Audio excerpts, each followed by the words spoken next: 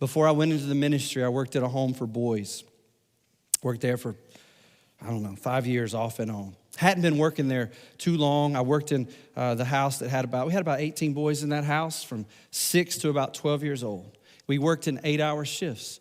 I went to the University of Montevallo all day, and I'd get to work at 3 in the afternoon. I'd work till 11 o'clock at night.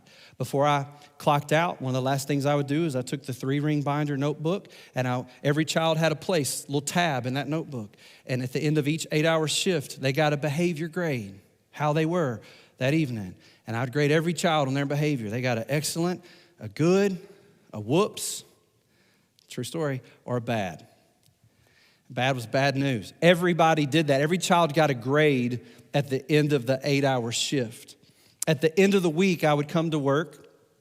On Friday, I'd get there and I'd clock in. The first thing I would do at 3 o'clock in the afternoon on Friday is I'd take the notebook and I would start to go through it, and I would come up with a total of how their grades had been for the entire week. And if they didn't have any whoopses or bads, here was a day of separation. Friday was a day of judgment. Friday was a day of separation. If they didn't have any whoopses and bads, I'd separate the good and excellent over here and the whoopses and bads over here.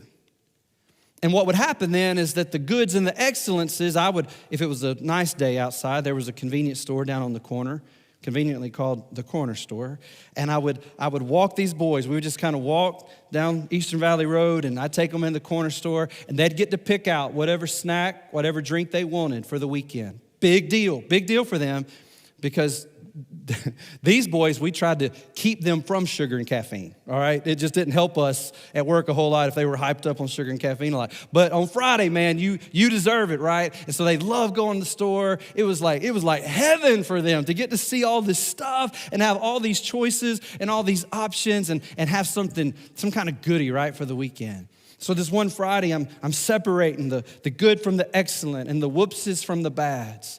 And I've got 3 or 4 little boys lined up over here. We're going to walk to the store soon. And all of a sudden, I got a little boy over here, and he's bawling, like sniveling, like, that kind, you know what I'm talking about? Like broken-hearted. I'm talking about broken-hearted. And I know why he's crying, because he's never gone to the store.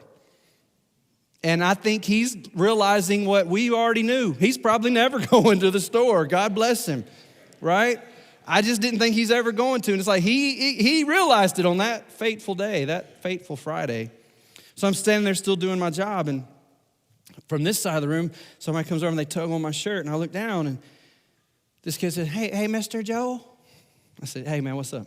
He said, would you please and he called the little boy's name, would you please let him go to the store? He's never gotten to go.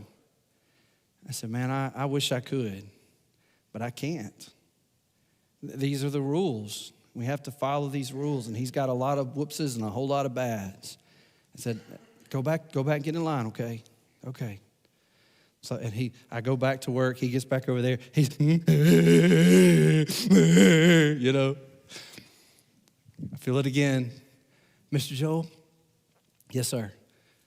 I have an idea. I said, what's your idea?